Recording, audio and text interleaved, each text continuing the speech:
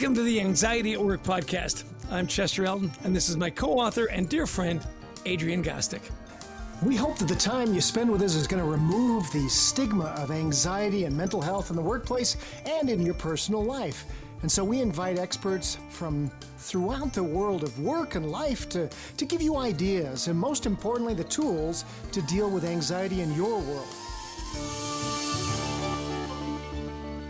And today our guest is an old friend of ours, Kevin Cox. Let me tell you a little bit about Kevin and his remarkable career. Kevin is the Chief Human Resource Officer for General Electric, a role he assumed in February of 2019.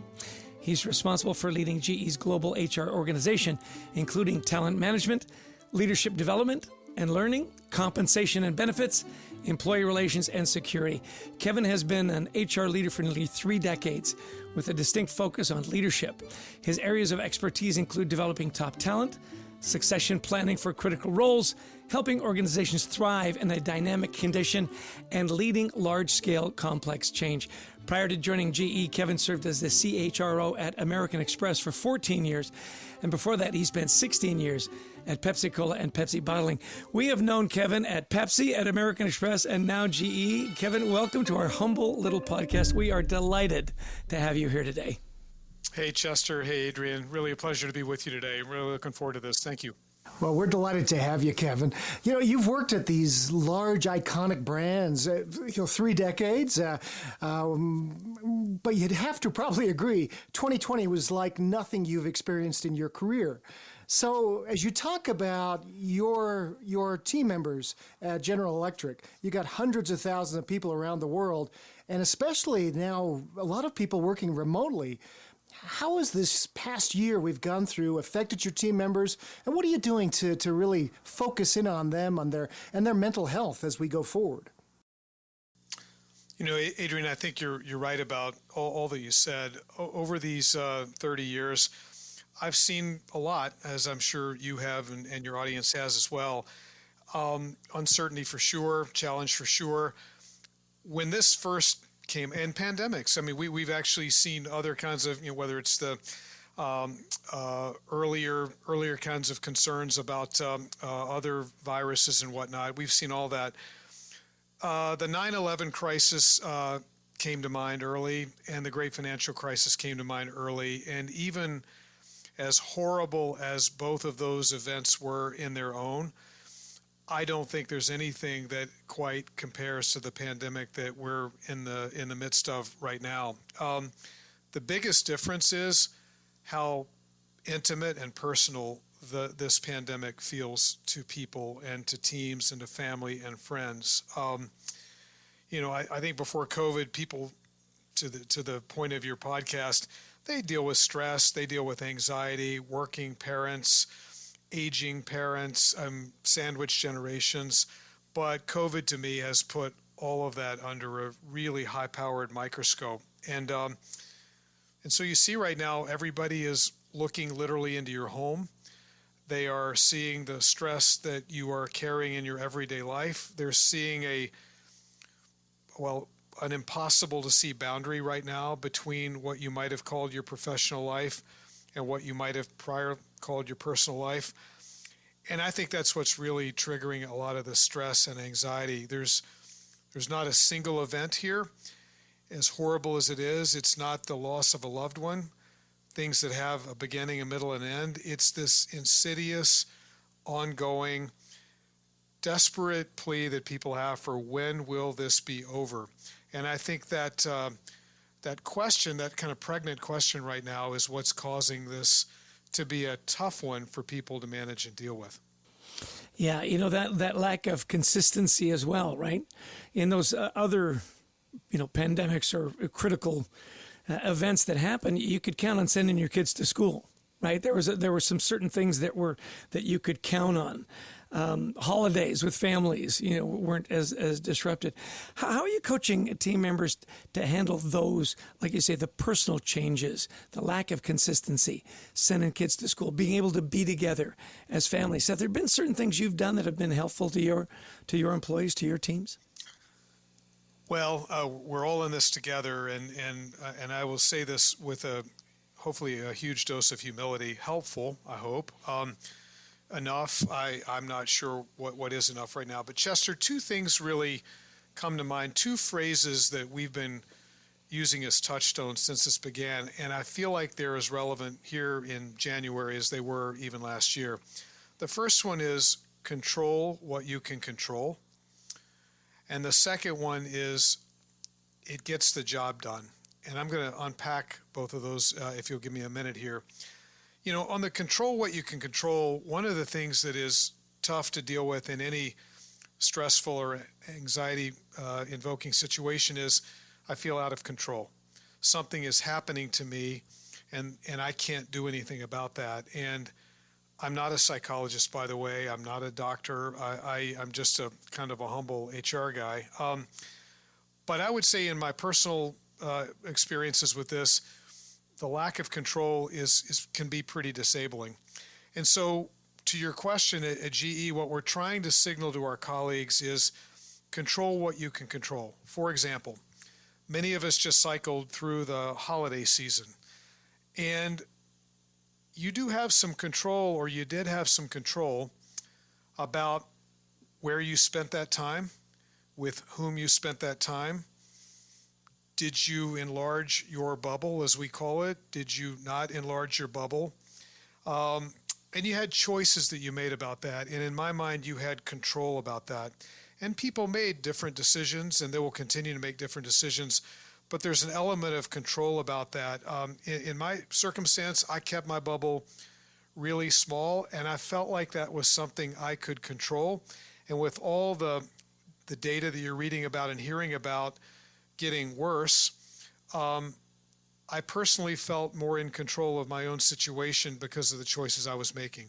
So this control what you can control, whether that's face protection, physical distancing, hand sanitation, whatever that might be, those are extensions of this root point about control what you can control. And the more people feel of that, I think the less anxious you tend to feel and the less stress you tend to feel.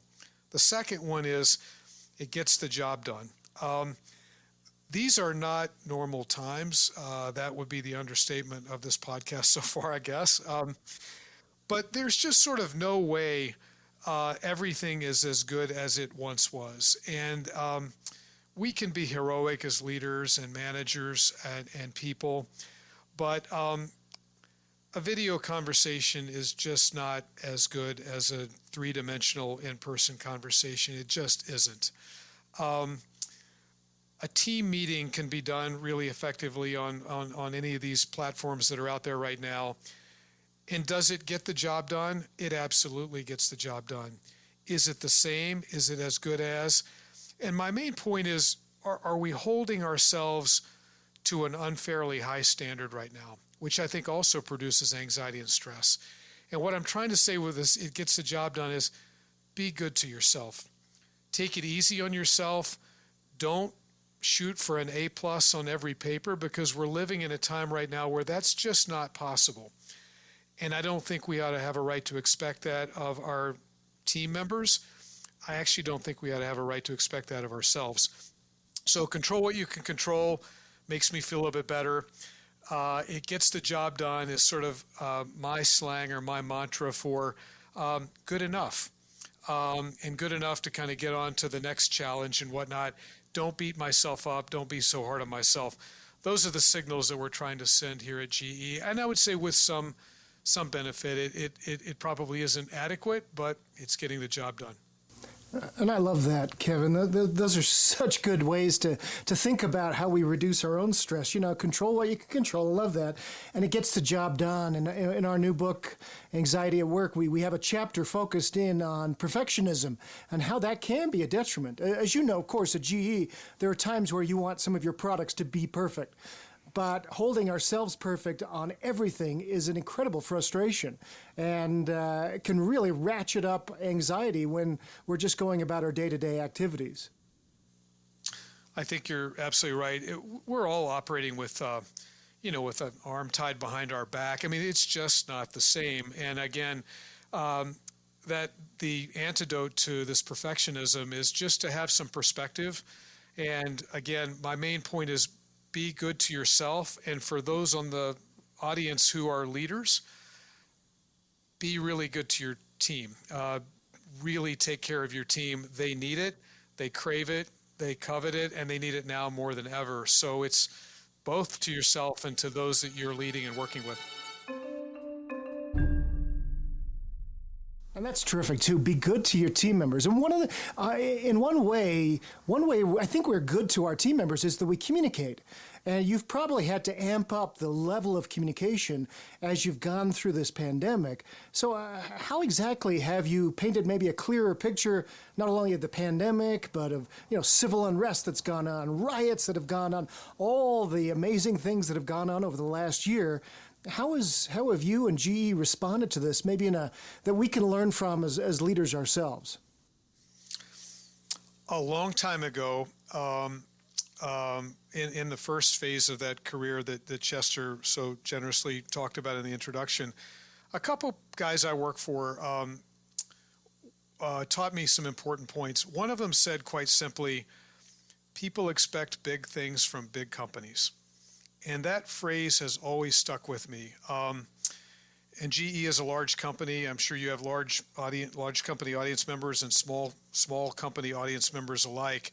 One's not better than the other. They're just different. But I would say that right now, and in times of great uncertainty, people look to leadership wherever they can find it.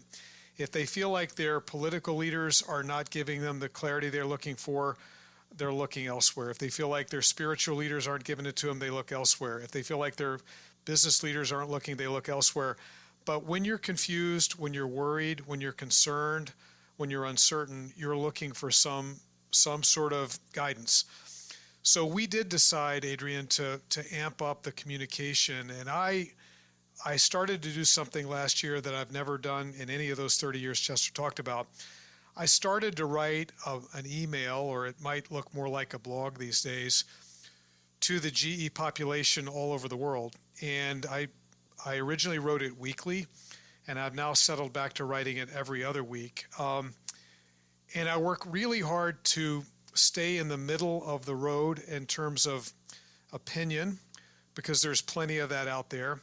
I try to go really hard with science and facts.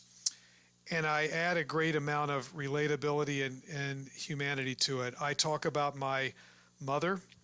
This week's blog, my 87-year-old mother was able to get her first vaccine, first of 2 vaccines on Thursday. I'm delighted by that for her because I haven't been able to see her, and I haven't felt that I would be safe seeing her until that happened. And she's 20-something days away from the second shot. And that puts me about 30-something days away from a trip to visit with her, and I just can't wait for that. So I will tell that story in this week's blog because I want to make it real. I want it to be relatable. I want it to be honest, and I don't want to stand up and market, you should get a vaccine. I simply want to say, for my mom, this is a choice she made that I celebrate. And I bet you've got family members that are going through the same kind of thoughts yourself. But so one guy told me people expect big things from big companies. And another person I work for told me, you simply cannot over-communicate. There's no such thing. It's an oxymoron. That whatever you think you're saying enough probably isn't enough. And so the repeatability of this and the consistency of this, and I have to tell you, I get notes back from people that I have yet to meet at GE all over the world, and they're touching. Most of them are thankful and really appreciate what I'm trying to do and what I'm trying to share.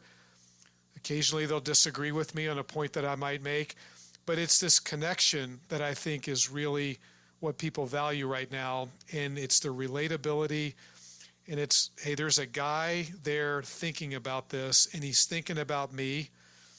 One person wrote back and said, we look forward to your blog. My wife and I get together and talk about it every Tuesday night when you publish it over dinner, making me think that there's probably other stuff he and his wife ought to be talking about, but I'm flattered that I'm at least in the consideration set.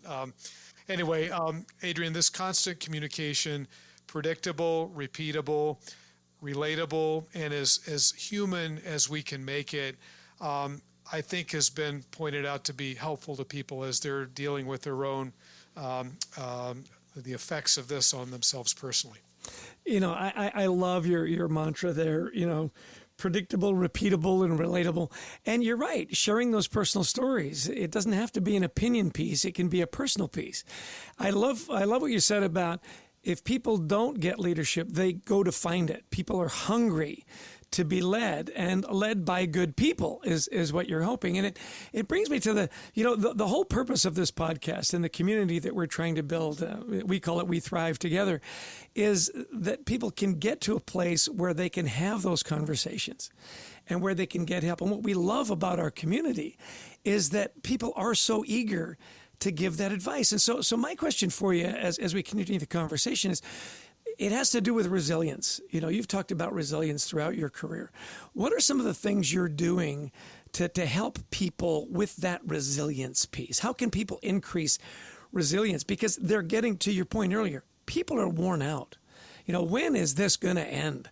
And they were maybe resilient in March and April and maybe May. And then after that, it got tougher and tougher and tougher. So what are you doing now in sort of round 7? To bring back that resilience? What tips and ideas have you been using with your colleagues at GE?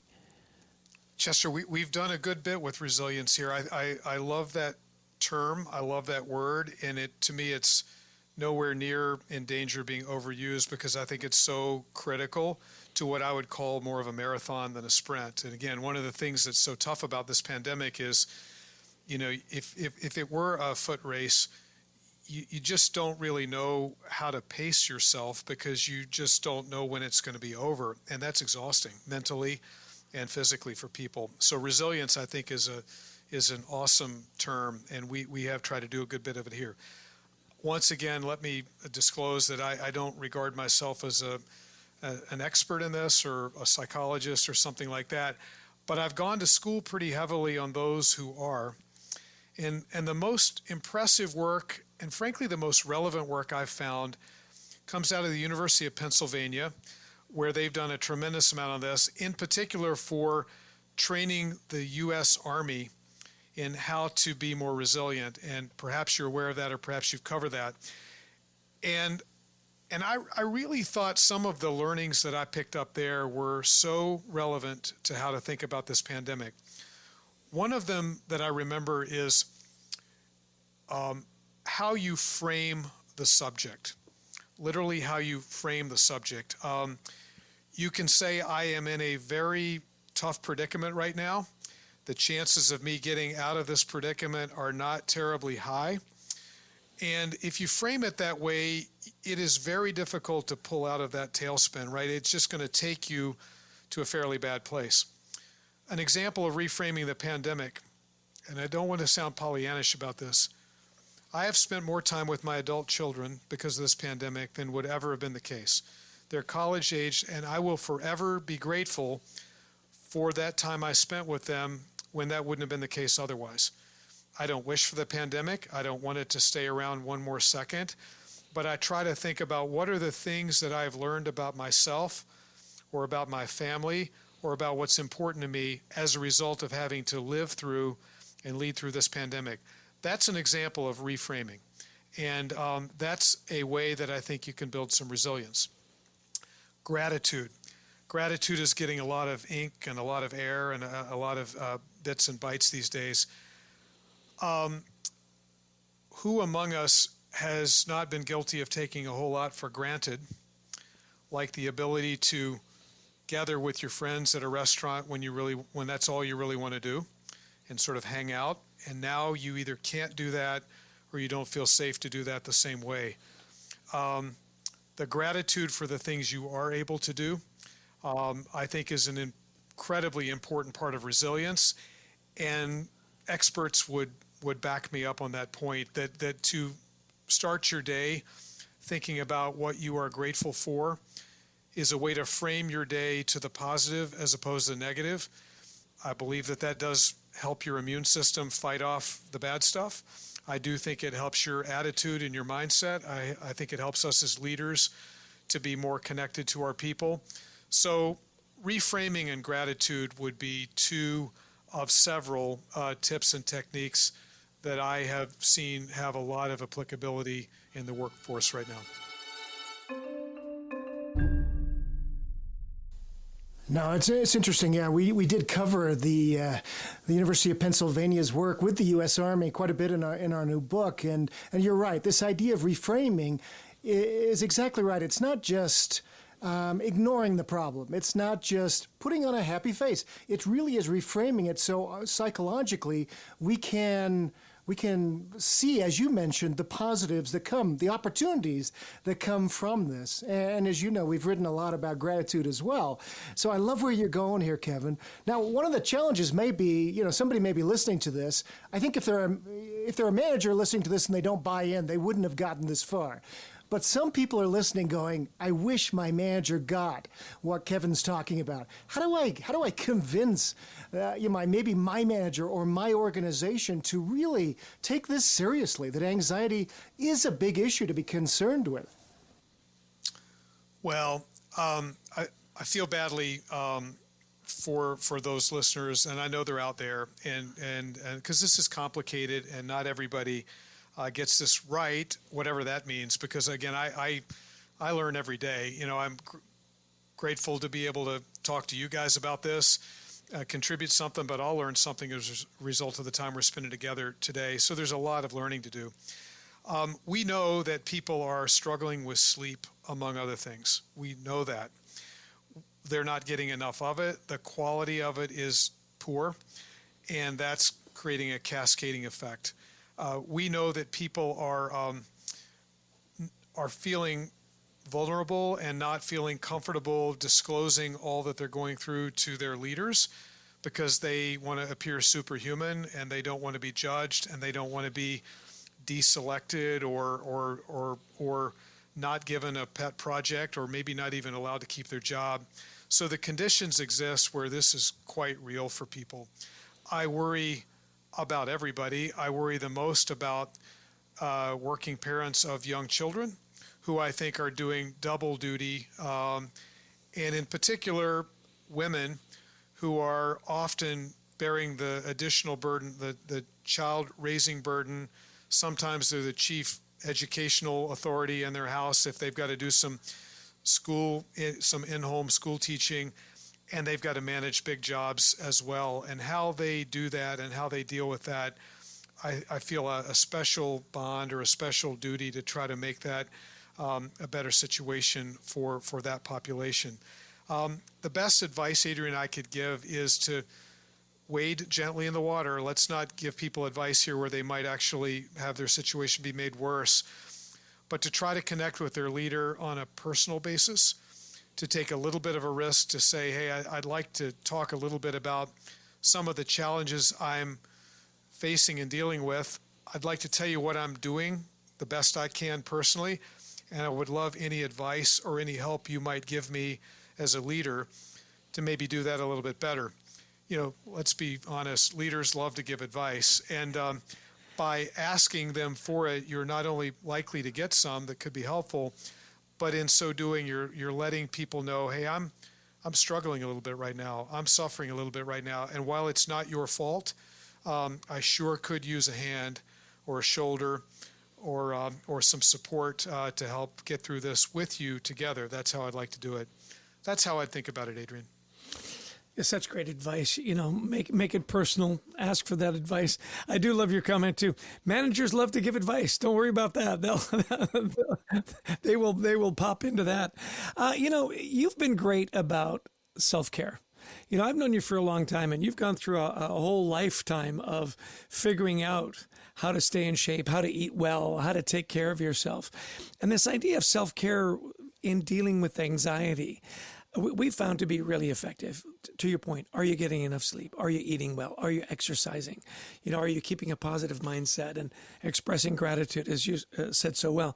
Why don't you tell us a couple of things that you're doing personally that have really helped you stay on track? Because not only are you worrying about, hundreds of thousands of colleagues, you've got to worry about yourself too. So I'd love to hear some of your personal tips if you'd like to share them with us. Well, and Chester, you have known me a long time, and I haven't always lived this healthy of a life. I'd be the first to admit that. But I'm going to go back to something you asked about earlier, and it harkens back to control what I can control. So here are some things that I can do that I do believe are going to be helpful to me in this. And the starting point, believe it or not, is I've always prided myself in not needing a great deal of sleep. I like to get up early and kind of get at it. And as a result of that, I might have gotten, 6 hours of sleep would have been pretty normal for me. And perversely, I was proud of that for some reason. Even though that might be all I quote unquote need, I concluded that more sleep and more intentional sleep would help my immune system and would help my outlook and my attitude, and I might be a more effective leader if I paid more attention to that. So I would just say in a word, I'm more intentional about my sleep. I think a lot about the temperature in the bedroom. I think a lot about the ambient light. I think a lot about the routine of trying to go to bed pretty close within 20 minutes of the same time every night. And I believe that by doing that, I give myself a chance or an edge to be healthier. That's one. And it's in my control. Step two is I am thinking about fuel.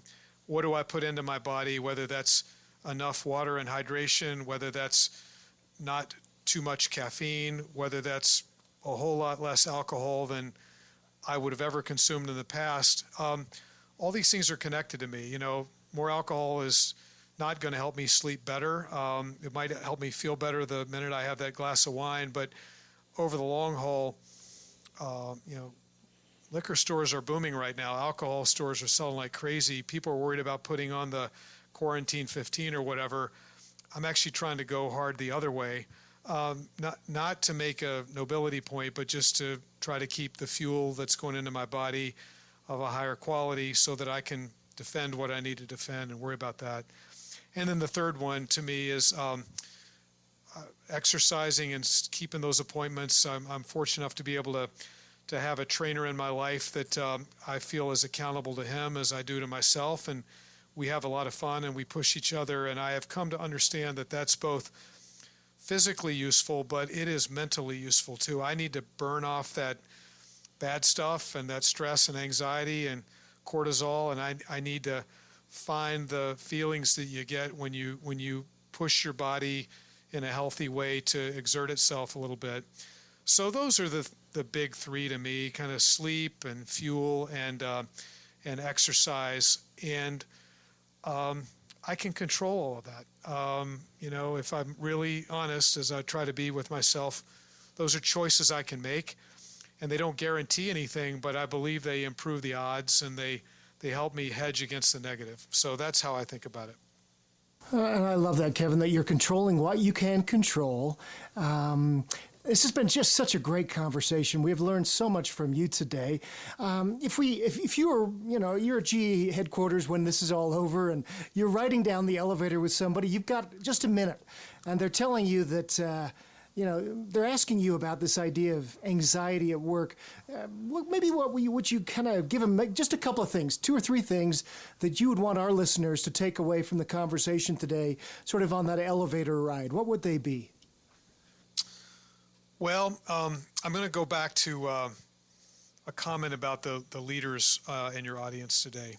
I would say in the elevator, hey, leader, you and I probably get an A+ in terms of productivity management over the course of this pandemic. I bet you are getting a lot out of your team and a lot out of your people. And if that's the measurement, A+, well done, mate. But we probably, starting with myself, might get a C- in the quality of connection with our individual people. We can call lots of meetings these days through video technology, but at the time when people might need a personal connection most, we as leaders may be guilty of giving it to them least. And so I'd like us to reflect a little bit on that. Those people who say, work from home and remote work will be a huge wave shift. I don't agree with that. I think there'll be the pendulum will move a little bit and people will do things that they didn't think were once possible. But people need humanity. We are social creatures by definition, some more than others. We want to group together. We want to be together. We want to work together. And I believe as soon as it feels safe to do so, you're going to see most of that trend really continue. But my first point, Adrian, would be think about the connections with people. And this is a golden opportunity. People never forget how they were led in this horrible, horrible, difficult, challenging time, both ways. And if you are a magical leader full of humanity and full of grace and compassion, that's going to be rewarded to you many, many times over. And if you were seen as thinking kind of more about the bottom line or more about the output and less about the customer, I worry about that. Second thing I would say is, and this goes back to the UPenn work, goals remain important. And setting goals was seen to be really important to this point about resilience. But set realistic goals, maybe related to getting the job done. Be kind to yourself, be kind to your team. People do need goals. They do need to know what are we going to accomplish and how might we come through this. But those goals need to feel attainable, realistic. They need to feel fair. And the third and the last thing I would say is, please be mindful of how deeply personal this pandemic is to people. And be careful of projecting how you feel onto someone else. My wife is a huge extrovert, and I have probably concluded that I'm sort of maybe in the middle or maybe closer to an introvert. This pandemic has been, frankly, much harder on her than it's been on me. Her energy is derived from the energy of others. She feeds on it. She needs it. And it's been taken away from her. And that is really tough. I'm experiencing it a little bit differently. I may have more time to myself, more time to think, more time to think big thoughts or write big things. Living the life an introvert often wants to lead. I've got more of that space right now. It would be wrong of me to take how I feel and port that over to her. And as leaders in companies, I think it's dangerous to sort of take how you're feeling about it and expect that that's how your team feels about it. It's a custom, one by one at a time game, this world we call leadership. And it's a good time to remember that. Leadership has never been about us. It's never about the leader. It's always about the people that we're privileged enough to lead. And I think the pandemic just reminds me of that all over again. So if that's a long elevator ride, but I appreciate you bearing with me. Thanks for coming to my TED Talk. Well, in the Amex Towers, there was a lot of floors there. That was probably about the average elevator ride. Yeah. Listen, a couple of things that you said, I just love that, leaders, great leaders are forged in hard times. We remember the leaders that led us through hard times. Nothing could be more true. And it's so interesting as I'm sitting here listening to you about you and your wife. That pretty much explains the relationship Adrian and I have. By the way, Adrian is very much more the introvert. I'm much more the extrovert. Adrian is living his best self through the pandemic. There's no doubt about it. What's everybody's problem? Yeah. and I have struggled mightily. Anyway, well, listen, I can't thank you enough for being on the show. We've known you for a long time, and we know you're a super busy guy, that you would give us your time in an hour to relate to our audience. And I know it's going to help a lot of people. And I honestly believe that people that are listening in and some of these tips, not only is it going to help them, I think it's going to ripple through generations. Because this is a time where we're spending, like you say, more time with our kids and hopefully getting to know our neighbors in a safe way and helping out and relating to them. So I really do. I can't thank you enough for your time. And by the way, for our listeners, I've known Kevin not only professionally, but the work that he and his wife do in charitable work as well. So the good things that he's talking to you about that he does in the workplace, he does 10 times more for the charities and things around him. And I want to thank you for pulling Adrian and I into some of those charities and some of those good works. You've made us better people through your leadership. So thank you so much. Thank you both for having me. As I thought would be the case, you made me think, and I'm grateful for that. And if it helped a little bit, it was a pleasure to do it. And I wish you both a happy New Year, a happier, more hopeful, and healthier New Year. I'm optimistic we're going to get through this. I'm a big believer in science, and we've just got a little more choppy water to get through here, and we're going to get to the other side. And can you just imagine how great that other side is going to be? That's what fuels me. And that day will come, and it won't come soon enough, but it will come. I just can't wait for that. Thank you for having me both, and I wish you all a really happy 2021. So, Adrian, everything we knew would happen with Kevin, his experience, his insights, his wisdom. What were some of the things you took away? Well, just overall, you think about this. This is the Chief Human Resource Officer, so one of the senior officers, the top 10 or officers or so of one of the biggest companies in the world. And you see exactly how he got to the role that he's had, not only here, but American Express and Pepsi, is because he is so incredibly compassionate. He understands people, and he understands the role of leadership, that it's not just about productivity, it is, but it's also about compassion and care for the people that you are privileged to lead. Yeah. And I loved his line about when people aren't being led well, they will look for leadership. People crave it. And hopefully they can find it with you as a leader because you are compassionate and you do listen. I love the way he made it personal too, Adrian, where he said, look, I'm writing every week.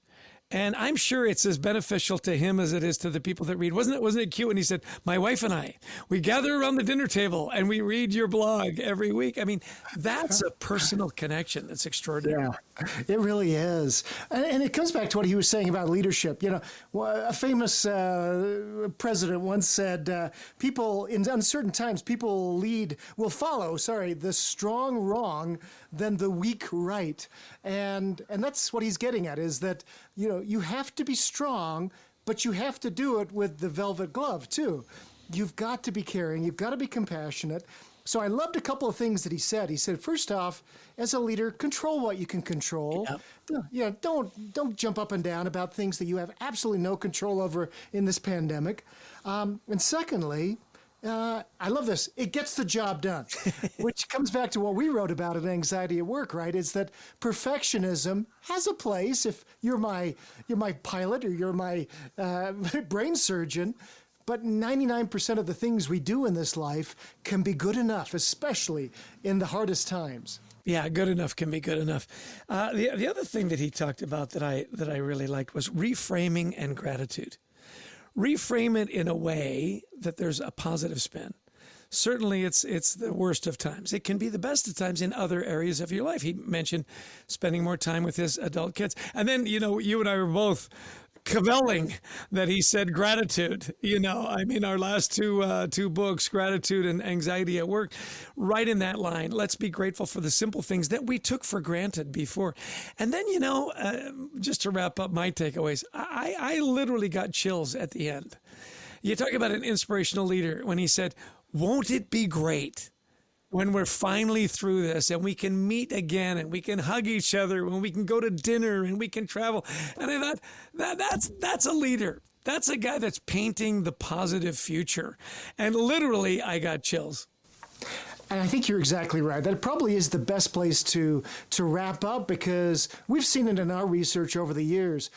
Great leaders, they're not Tony Robbins, high-fiving inspiration, but they are inspirational in that they do set a vision for the future. And I loved what he said, that people never forget how they are led during the tough times in their career. And I thought, how profound is we will, as employees, as team members, will never forget how we are led. So as leaders, are we being the leader that our people need right now? Are we being compassionate? Are we being caring? Are we setting realistic goals and realizing that our experience is not what our employees' experience are? We have to be very compassionate and very understanding. So we want to thank all of you who have listened in today. If you like the podcast, share it with family, friends, and others. Right, Chess? Absolutely. We invite you to join us online on LinkedIn. Be a part of our We thrive together, community. We'd love you to join in. If you are suffering from anxiety, if you need a community, if you need a safe place to talk about wellness in the workplace, the anxiety you're going through, please come join us. We're going to have events. We're going to have guest speakers. We can help, and you can help us. In our community, we learn from each other. So until next week, right, Adrian? We hope you find some peace and calm in the world that is often a sea of anxiety. Wrap it up, Adrian. That's right. We hope to see you again soon, and thank you, everybody, for joining in today.